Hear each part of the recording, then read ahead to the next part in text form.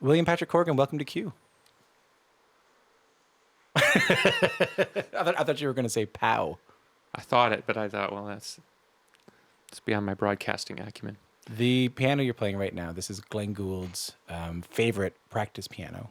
I know. I'm a super big Glenn Gould fan, so I'm kind of geeking out. What goes through your mind when you sit down on it? Don't think about Glenn Gould because I can't play the piano, so I don't know if he'd approve wherever he is, but yeah, I mean, that's a maestro at work. Do you think that instruments have meaning, like have inherent power? Absolutely. Really? Positively, absolutely, for sure, without a doubt. Like the instruments that those have played? Absolutely, positively, for sure, without a doubt. Have you ever played another instrument like you felt kind of imbued with a certain power? Yeah, I mean, I've written a lot of famous songs on instruments that I wouldn't have written that song if it wasn't for that instrument. Really? So call it what you want. Well, it's fitting that we're sitting at the piano because a lot of this new record is just you and the piano. How does writing at a piano differ for you than writing with a guitar? I've always written at the piano basically since about 94. A lot of rock songs that I write actually were written at the piano. So for me, it's I like breaking down the melody rhythms differently. Guitar is sort of limiting because you're in a particular tuning. Mm-hmm. Unless you're using capos, you're kind of stuck with the architecture of the guitar. With the piano, it's like you can go anywhere you want at any time without restriction other than the limitations of your ability to play it. And you also get into some kind of patterns, I think, when I play guitar. Like I think with the guitar, there's certain ways you want your hands to go to play a 1-5 or a 6 and a 4 at any given moment. But on the piano, those limitations are kind of off. Yeah, I just think the piano is probably a better instrument for writing melody. It's really remarkable to sit here and watch you play by yourself. It's a bit strange for me, but Does it feel strange? it's so intimate. I think years of playing in bands, Yeah. the process of like inviting people into that part of my life is very strange for me after all this time. What feels strange about it? I don't know how to. I guess over time of playing on stage and being in a band, you learn a sort of degree of artifice that allows you to distance yourself from the act. Yeah. You know, it's like putting on a show or something that's a bit camp. Where this is, I don't have the ability or the experience to know how to separate, so I can only go completely into the intimate part. But it feels like I don't know. It feels like I'm sitting here naked playing. Do you get in your head while you're playing by yourself? Like holy shit, this is just me. When I'm by myself, no. No, when you're on stage. No. That's what I'm saying. I go completely into. I'm just aware that there's people, but it's like I only go into the intimate part of it. I don't know if that makes sense. I have no showbiz in me. This part. Yeah. There's nothing. It's like all I know how to do is play. It's vulnerable. Yeah, I don't like that word, but Why not? I don't know. It's in America we have a lot of buzzwords that sort of attach themselves to a lot of emotions that I no longer recognize as authentic. Vulnerability being one of them. Well, with the rise of psychology in America in the 60s and 70s, it became part of our vernacular to identify as a victim, and you're sitting with a friend, you just need to feel vulnerable. Let somebody in, and Yeah. I don't know. I don't know. It's a lot. Nothing on you. It's just more of my own, sensor fields of like what language means. I don't know. It's hard to explain without going into a long diatribe. I understand, and I didn't feel anything towards me. I think I was just talking about the idea that I think, especially as a dude, there's a certain expectation that I was certainly brought up with, maybe where I'm from, that you weren't exposed to express any feelings, and you were supposed to kind of take everything in, and if you cried at a funeral, that was somehow wrong. That's hockey. That's hockey stuff. We don't have that. You think it's what it is here in Canada? Yeah, it's hockey. But you know what I mean? That's how I see vulnerability.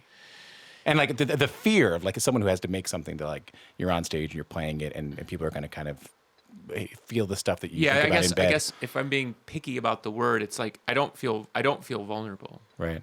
Vulnerable means I feel like I can be wounded. That's the way I perceive it. I don't feel vulnerable. I feel exposed, or that's why I use the analogy of sort of feeling naked. It's like I don't have any artifice in this realm. Mm-hmm. This is the true. We're like in the engine room of my musical life.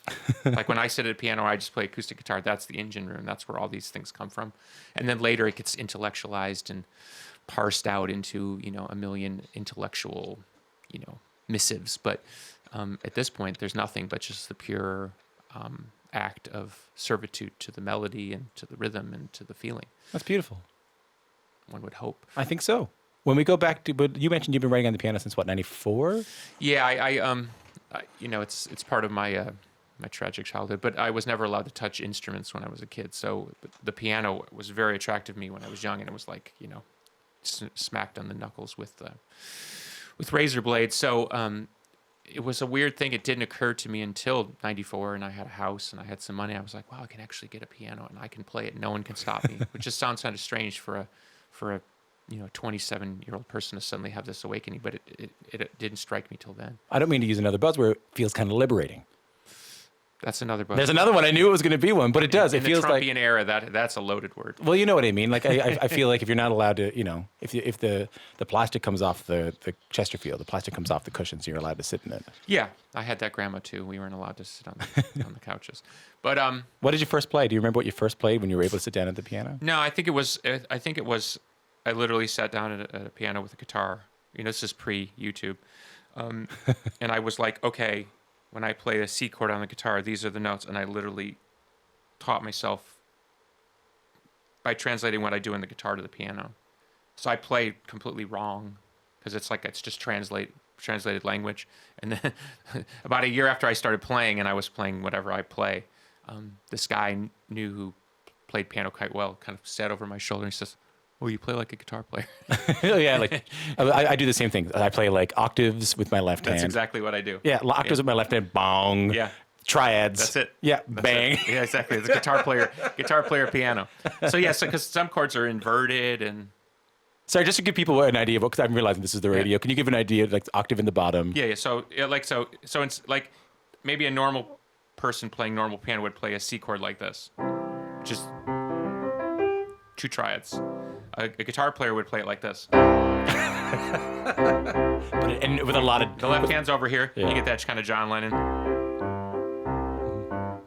So. with a lot of pedal too. Oh yeah, it's all pedal. I can't playing without the pedal. It's like I'm because again, guitar player. It's like you're used to a lot of sustaining notes. So the idea that you don't have sustain or that you have to control the sustain with your fingers, that's really strange to me. I find the violin strange like that too. Because once I left, Violin's just strange. can you do it? Torturous instrument. Have you tried? Yeah, I have tried and I failed miserably, and I knew right away to not try. I'm currently trying. Oh. It is going very poorly. Don't quit your day job. I will not. I will not. Can you give me an example of a song, like an earlier song of yours, that we wouldn't necessarily think would have been written at the piano? Exactly. I know exactly what to play. This is probably one of the first songs I wrote on the piano where I thought, okay, this is working. It's a little higher here, but I'll try to fake it. I feel that I am ordinary, just like everyone. To lie here and die among the sorrows, to drift among the days. For everything I ever said and everything I've ever done is gone. And then all things surely have to end. That's how I wrote it. Yeah. Literally that's the feel. And I took that into practice, and then we turned it into like a pumpkin into muscle anthem. into the big and song. but then of course in practice we down key. I fear whatever. So yeah, that's where the piano did me wrong, because I can't sing in that key. Is it nice to play the songs the way you wrote them? I'm a mercenary. I guess what I'm asking is like, I'm always really interested in when you make something, when someone makes something, the process of giving it away, the process of like when either giving it away by putting it out on a record, and all of a sudden like your early records are your early records. Your early records are also my early records, in that I own them, in that they meant something to me. I'm really interested in the process of giving something away and losing it, but then coming back to it. Well, yeah, at this point, if you take a song like Muzzle, which is now 23 years old or something, it's no longer my song. I mean, I own the copyright, but I mean, when I play it, I'm more beholden to, I'll use you in this case, I'm more beholden to your memory than my experience. It's just the way it goes. And no amount of trying to subvert that memory has been successful. I can do it occasionally, but for the most part, I've just accepted there's a group of songs in a particular generation with a particular memory, and that it's sealed in that particular way. And at first I really fought it because I thought, oh, this is a bit lame because I'm the auteur. I should be able to reinterpret my work. It's a living body of work. And then I ultimately came to the realization that the part of the attraction wasn't just the tune. Part of the attraction was the ephemeral, emotional quality of the song. I don't know what you mean. I could play you Muzzle on the piano, but chances are you're not going to get the same sort of lightning strike hit, right? Than if you hear it in close to the form that you recognize. In essence, people's attraction to things at times isn't just the constructed part, the DNA of the chords and melody. It's also the aesthetic quality that is also reminiscent of like a fall day. It sort of registers in the brain chemically. It is almost like taking you back to that spot that you had that memory sort of. I don't know what that is, but I'm old enough to recognize that it's just sort of part of the process at this point. But isn't that sort of beautiful too, that you've given? No. Sorry, I didn't let you ask your question. It's not beautiful that you've given people songs that they can. I think it's overplayed. Muzzle? No. I think our culture, and I'm including our bigger culture here in the West, sentimentality and the melancholy that goes with sentimentality, that's a big business. And unfortunately, I would argue at this point, the sentimental crowd and the business behind the sentimental crowd, it's like the reboots of the movies. And I just read a review today about a movie that's a reboot of two movies DNA spliced together. It's like Groundhog Day and like Scream. Yeah, right. And I think it's called something Death, something. But it's basically Happy Death Day. Yeah, it's two franchises rebooted, not just one now. So now we're getting into like duplicitous memory, right? Right. So my point is that's big business, and last I checked, I'm still very clear, still very capable, and I don't want to be moored down to a sentimentality that's it's fine, but it has to be proportioned. And right now, I would argue in our culture, and particularly over the last 10 years, it's not moored in any kind of proportion. It is the business. Look at any artist over 42. Mm-hmm. Sentimentality and the melancholy that goes with it is the bigger part of the business. It just is. I understand what you're saying. I think, but which is weird. Sorry, one quick thing. In the age of Spotify, let me use a perfect example. Yeah. Okay, Stevie Nicks is one of my favorite songwriters, one of my favorite singers of all time. Stevie Nicks, the world should be begging her for more new songs. She's walking this planet. She still sings great. She still looks great. And it's like, hey, can you play Rhiannon one more time? It's like, how about write a new song and we'll listen to that and we'll listen to Rhiannon.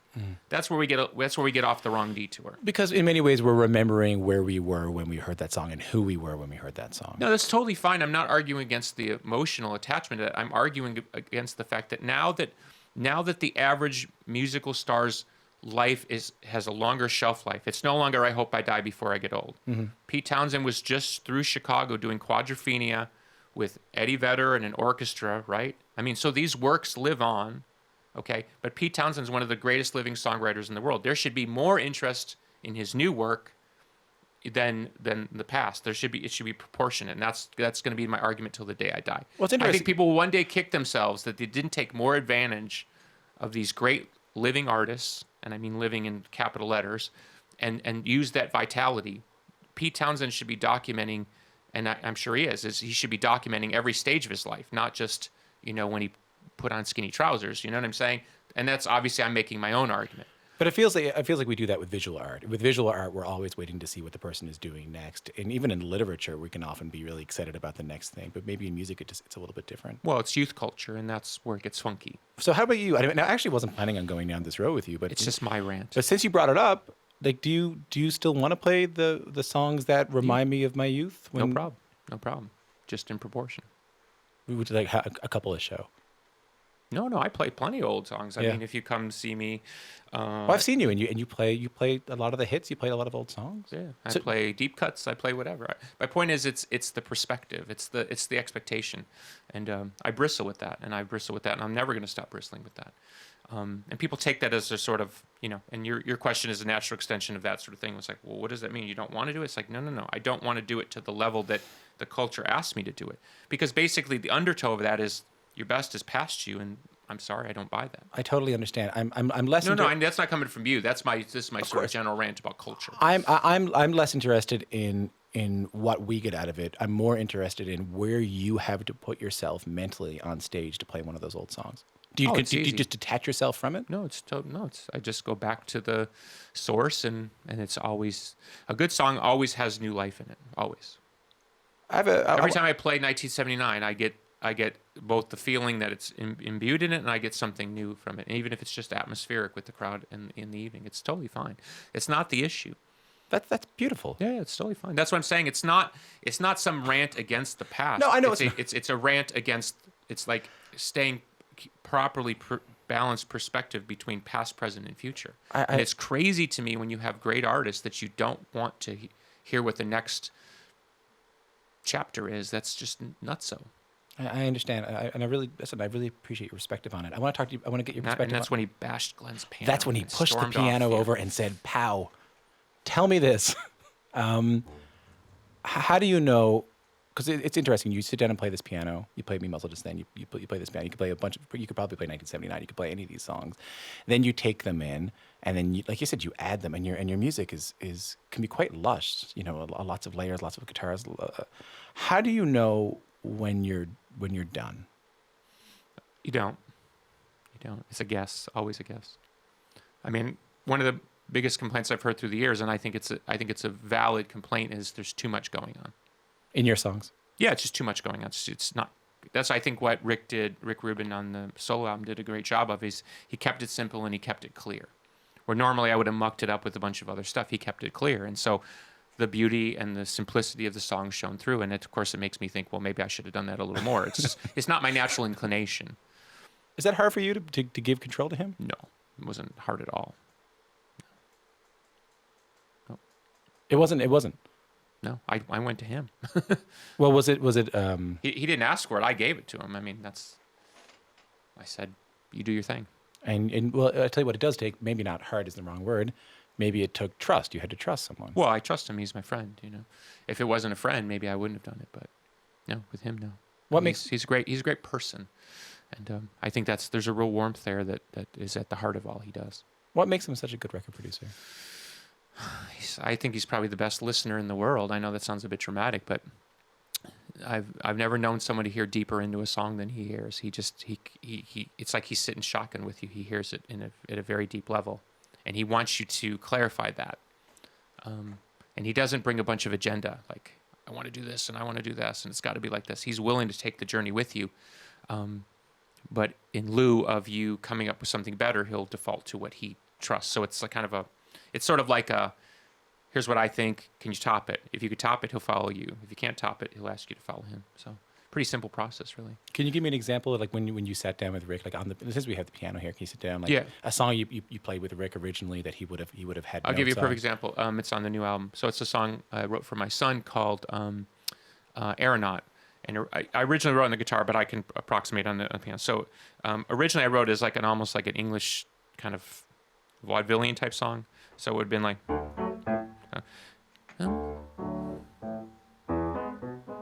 Tumbling down the middle, the world survives. Look out, son, the air's alive. Call it ether, elemental, dark night.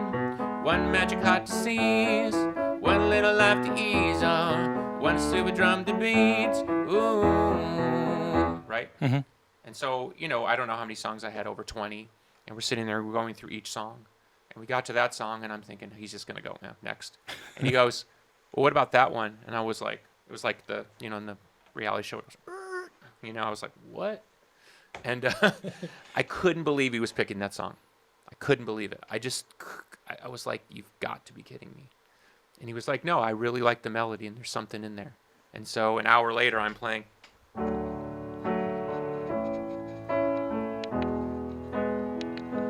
Tumbling down the middle, the world survives. Look out, son, the air's alive. Call it ether, elemental, dark night. It's like suddenly the lyric and the sentiment about my son, and it was like, whoa. I mean, I'm sorry, but 999 people would have passed that song by. There were other songs that were sort of closer to the bone of what you would think was good, And somehow he saw something in that where you just thought, I don't get I literally was confused, and it's my song. And he said that one.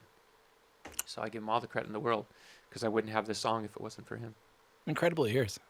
Just, are you kidding? It's like they're a rare breed.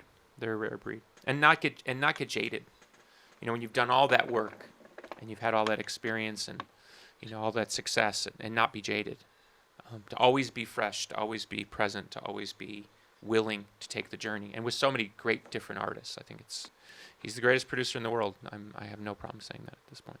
If you're just tuning in, my name's Tom Power. I'm speaking with William Patrick Corgan about his new solo record, Ojilala. You might remember William Patrick Corgan from the Smashing Pumpkins. Still in the Smashing Pumpkins. I guess so. Technically, yeah. Yeah? I don't know. I mean, I was coming in here. No, I'm wondering whether I should have the Smashing Pumpkins. I was wondering coming in you here. You can never leave. It's like the Eagles song. You can check out any time you like. You can check out the Pumpkins, but you can never leave. Well, I was worried. I was thinking about that on the way, and I was like, I don't know whether to mention the Smashing Pumpkins. I don't know whether to mention the Billy Corgan part of things. Like it's all good. All good. All good. Can you give me like it has to do with branding, right? The idea, kind of the artificiality of branding, the William Patrick Corgan versus the Billy Corgan. Well, partially, but also it started as like as a lark. I would tell people just call me William because I wanted to be William in my life, and I'd never been William, so I thought I'll try this for a while. And then somehow the press in America picked up on it, and it became one of these memes of like, he's off the reservation again. He's losing his mind. Now he wants us to call him by his real name. Listen, the level of stupidity I live with in meme world. So once I saw that, being the raconteur that I am, I thought, okay, I'm going to use this for sure. And it's become one of the stories of the record, which is mind-blowing to me. So when I come in here and kind of timidly call you William, do you get like a charge out of that? No, it's all, your attachment to something is equal to your possessiveness of it. I'm not possessive at all. I mean, I get called everything from Bill, Willie, William, hey, Smashing Pumpkins guy, hey, Rat in the Cage guy. I mean, whatever. You answer to however you're called, As long as there's a dog treat at the end of it, it's all good, I want to meet the guy who calls you hey, Rat in the Cage guy. I've gotten that. I've also gotten hey, Moby, hey, Michael Stipe. Never Mark Messier, though. Oh, you never get called? Hey, Mark Messier. See, that I'll do that on the way out. Thank you. Tell me a little bit about this road trip you went on. You went on a road trip across the U.S. You and a camera guy visiting kind of out-of-the-way towns, places, off the beaten trail. You're speaking to people you wouldn't normally speak to, Americans. You called it 30 days.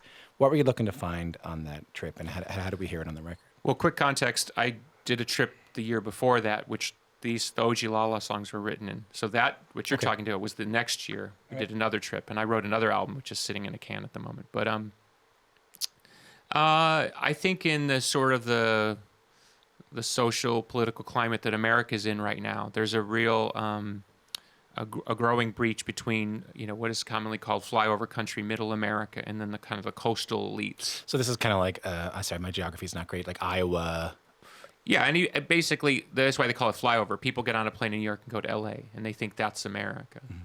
And there's a lot of America that doesn't really care about the propaganda, doesn't care about the narratives. They care about their local culture. So when people rail against guns, for example, and I'm not trying to get into that because that's obviously a highly charged topic, but I'll give you a perfect example. If you live in the country, as some of my family do, and you hunt and you fish and you want a firearm because you're afraid somebody might break in and the cops are 32 minutes away, and you feel you need that for your family, when you hear a coastal elite talk about we've got to have gun control, that's a total disconnect to them. No, they're not speaking to that person in a way that person would understand. So that person automatically hates the person on the other end of the conversation, even if they have a very sensical point of view of because of the violence that's obviously endemic to America. So that's where you have this real disconnect culturally. America's basically breaking into 2 or 3 kind of balkanized countries within. It's very strange. I've read about it in world history. With even what on Serbia and Yugoslavia, it was hard for us to understand as Americans that the sort of the balkanizations of cultures and stuff like that. And now I think it's really starting to happen in America. And whether or not that's real, you can only really feel that unless you go out in the country and talk to people. What did you learn when you talked to these people? That not everybody has the same idea of what the American dream is. Some people tell you there's no such thing. It's a total phantom. And other people believe in it to the point that they go, my brother died over here and my uncle died over here. And, we so believe in the American dream that we're willing to sacrifice our own family treasure to protect it. I mean, the disparity is so wide, and you have to honor all opinions. You can't say, well, this is my opinion. It's like you have to really understand that America's future is very much tied to, can you bring those two forces together, or can you find a balance by respecting both people's opinions? What do you think? Like, can you?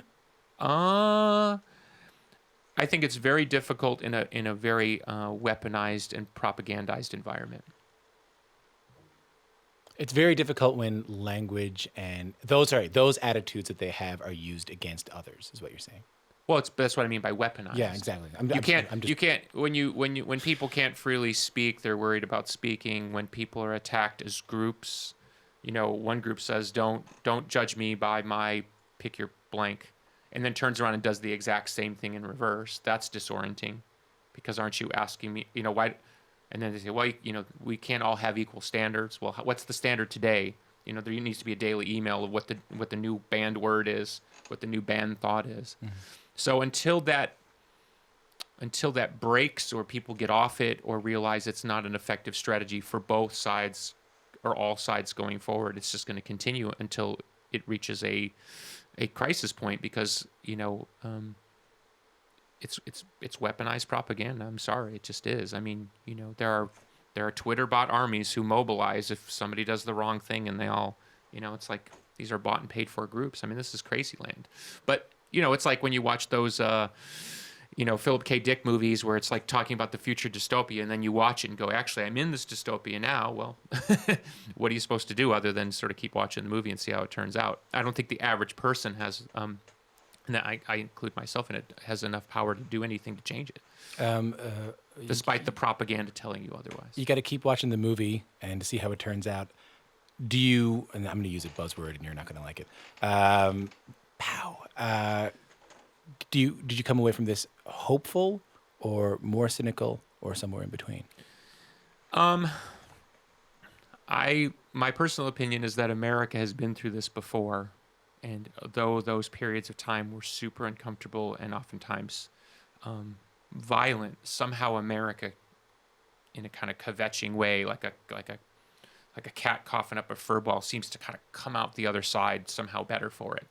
I think we've had about 3 or 4 of these periods in our history. And so it seems like we're entering, or we're in, another one of those periods. And it's quite unfortunate, because you would hope that you could sort of have the intellectual version and not the people marching with flag version. But, again, I'm just one person. I don't have any, no one's going to listen to me, and I don't think they're going to listen to me. I'm just speaking as a private citizen when I say these things. Well, on that, I'm not going to talk to you about what the role of art at a time like this. I want to talk to you about... I know what the role of art is in a time like this. What's that? To subvert. Really? You think it does have a role? Oh, yeah.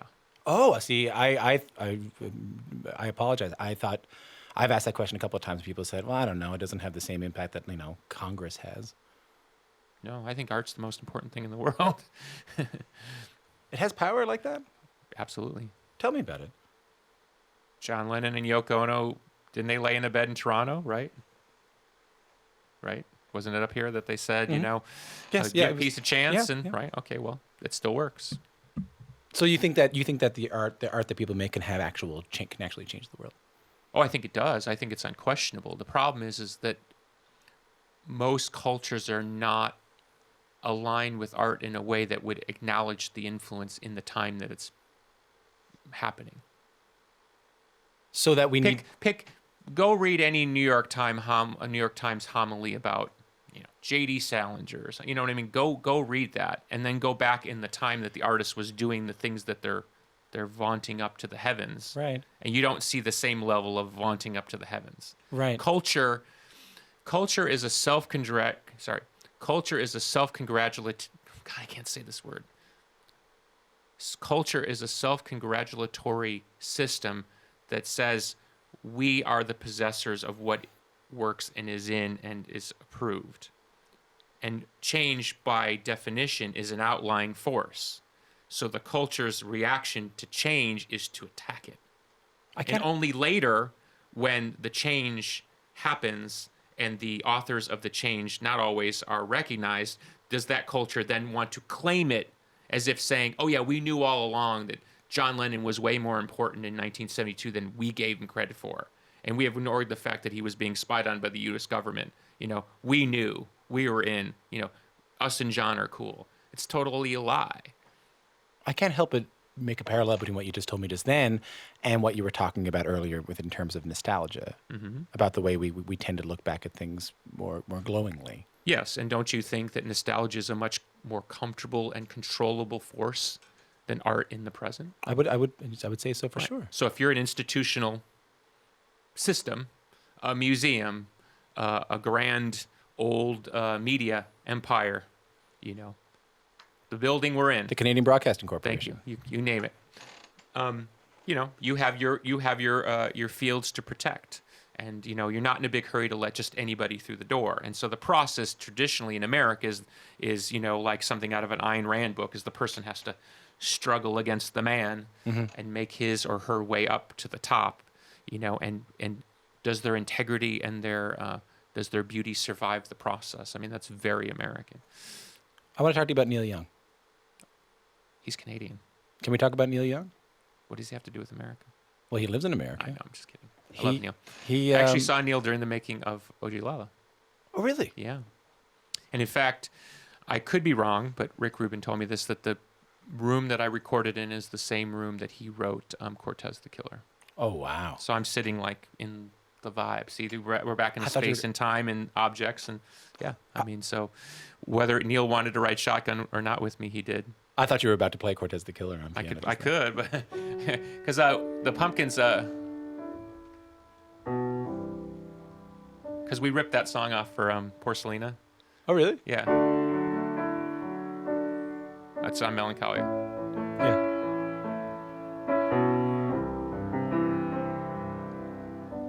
Something like that. Yeah, I'm hearing it as the second part of the, like, there's Yeah. the E minor, the A, and then the B. Oh, you know your chords. Yeah. I learned to come in and talk to you. That's what I did. Thank you. Yeah, right. Neil Young just got the Canadian Songwriters. We got inducted into the Canadian Songwriters Hall of Fame. Well done. Did you say you ran into Neil while you were making this? Yeah, he was working on an album when I was there at Rick's studio. And what did you guys talk about? We talked about virtual reality. Please tell me something about your conversation with Neil. Well, I've Young. met Neil different times through the years. He's always been very kind and nice. And we were sitting outside in the sun, and I think he was having a latte. And I was showing up for a session or something, and ran into him. And so I sat down and talked to him, I don't know, for about 45 minutes. And I try, when I'm around people like Neil, I try not to be a fanboy. Like, when you were writing, that bit, I try not to do that bit.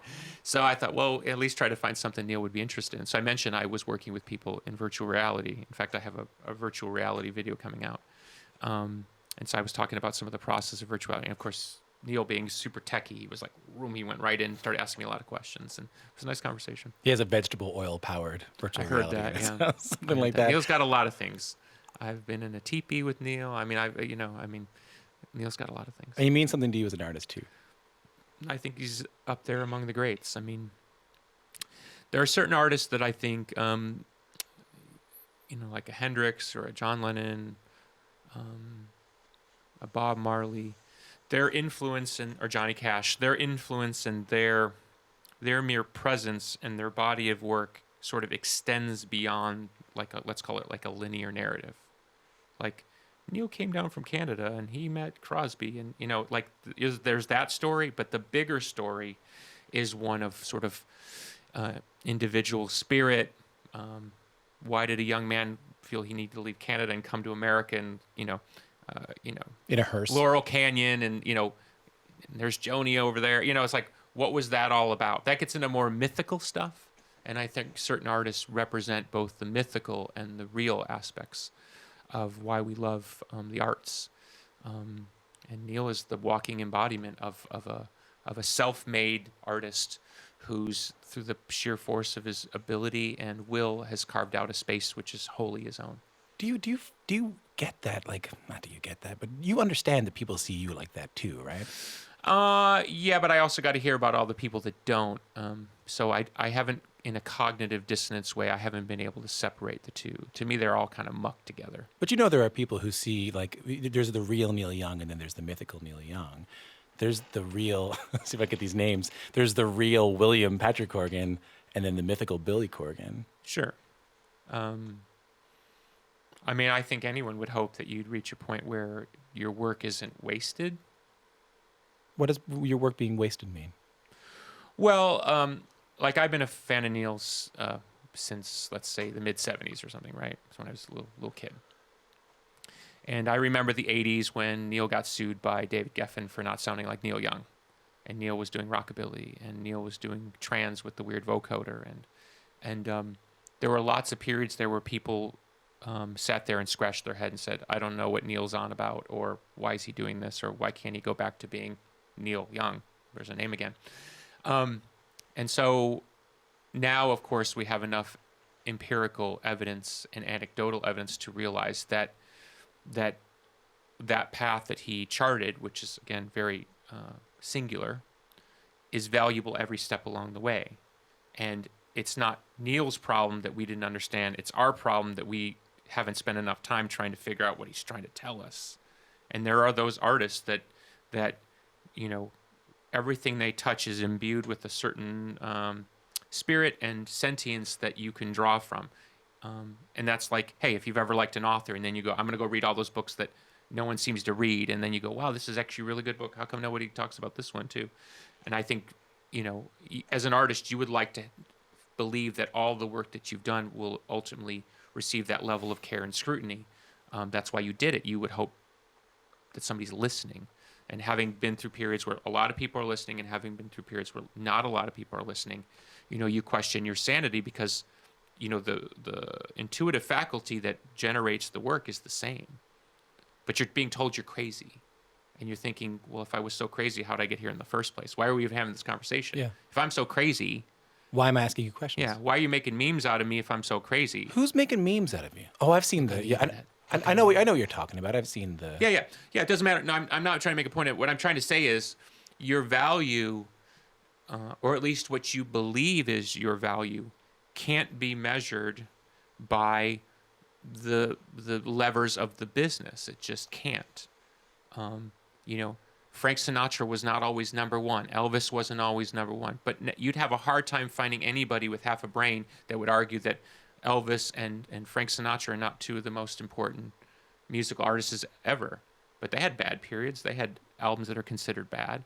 But I'm sorry, I can listen to any Frank Sinatra album and still walk away and think, there's a reason he was the chairman of the board or whatever. You know what I'm saying? Yeah. It's the difference between a cultural sort of opinion, which is transitory and has to do with trend and who's in and who's out, and then artists that sort of seem to rise above that conversation and ascend to a different type of messaging, which is more of a meta, bigger message, which is there's only one of me, take it or leave it. And so that's why I would hope that the efforts that I made aren't going to be wasted. If they are, it's going to be awfully sad because I spent a lot of time indoors instead of being outside. Yeah, but you hope that we can judge you at the end of all this by the body of work, by the spirit of the body of work. Yeah, I trust. I say routinely, and it's a bit of a pat catchphrase, but I'll put my work up against anybody's.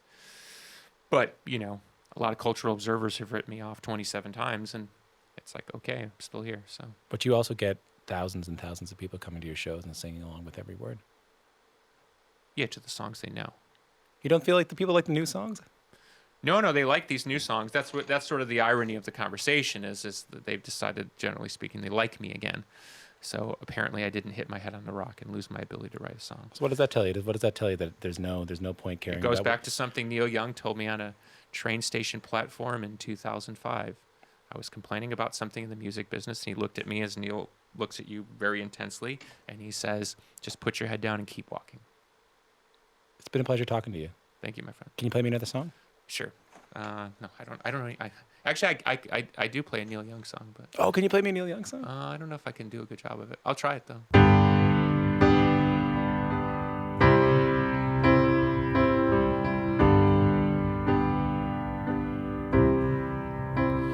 Well, I dreamed I saw the nights, and I'ma come and say something about a queen.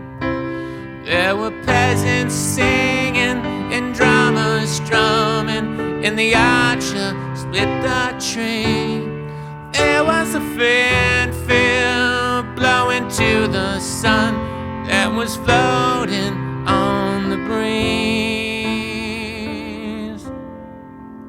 Look at Mother Nature on the run in the 2017s. Look at Mother Nature on the run in the 2017s.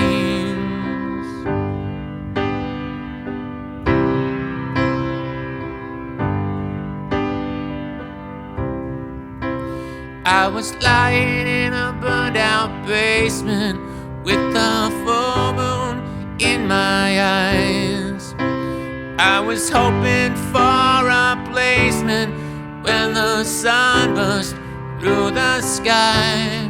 There was a band playing in my hand, and I felt like getting high.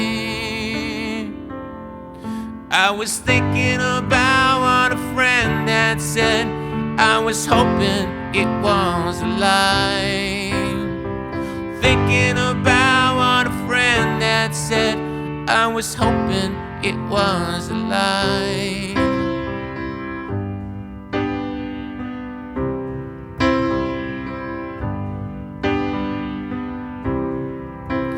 Well, I dreamed I saw the silver spaceships flying in the yellow haze of the sun. There were children crying and colors flying all around the chosen ones. All in a dream, all in a dream. The loading had begun. They were flying Mother Nature's silver seed to a new home in the sun. Flying Mother Nature's silver seed to a new home.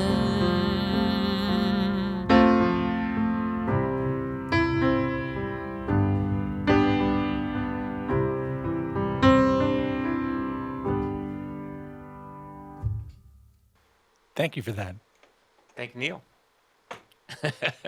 Once again, William Patrick Corgan. He just played After the Gold Rush from Neil Young's After the Gold Rush. And if you see him in real life, just shout out Mark Messier and see what happens. I used to hang out with Mark Messier back in the day in New York. Really? Yeah. Good guy, cool guy to hang out with? Awesome guy. Really? Yeah. He was in like a Lay's chips commercial in Canada. See, I'm friends with Chris Chelios, and so through Chelios, I met a lot of the hockey players. So I had my day running with the hockey crowd. They're a tough crowd. Tough crowd. Thanks for coming in. Thank you.